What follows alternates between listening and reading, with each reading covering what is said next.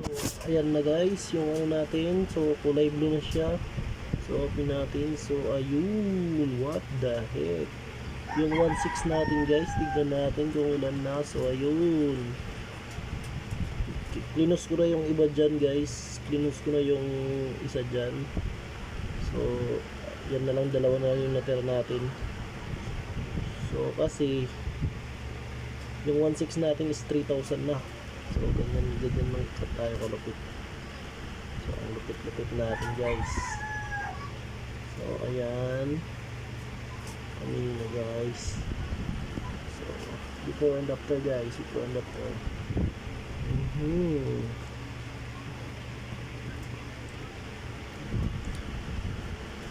Ayan, yung 1.6 natin is 3,000 tayo. Yung equity niya, 3,500 na. So, nag-profit na tayo ng 2K. Nag-2K na yung profit natin guys. So, ganyan tayo kalupit guys. Nag-2K na yung profit natin. So, i-hold ko lang yan guys. Yung 1.6 natin is nag-2K. Profit na tayo guys.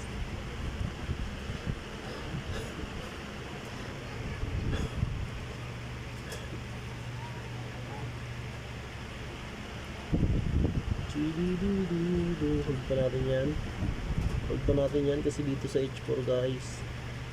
Sa H4 per value gap to. So H4 per value gap to. Yan, per value gap yan. That's why yung price is hanggang dyan lang. So nag-rejection siya. Per value gap siya.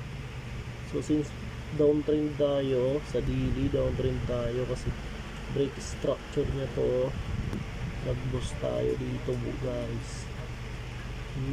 Nag-boost tayo dito. Ito break structure guys.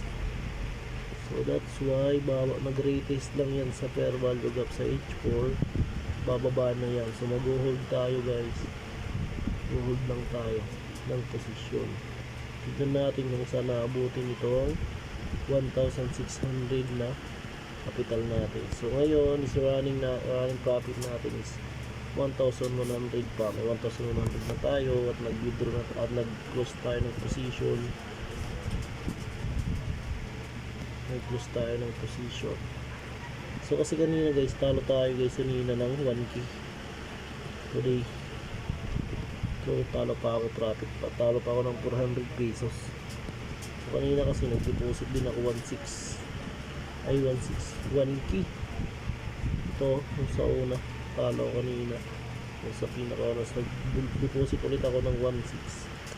So ngayon, nag-close ako ng 500 pesos. So profit na tayo dyan guys. Profit na tayo ng 500 pesos guys. So hold na lang natin yan. Sapit ko kayo, sorry.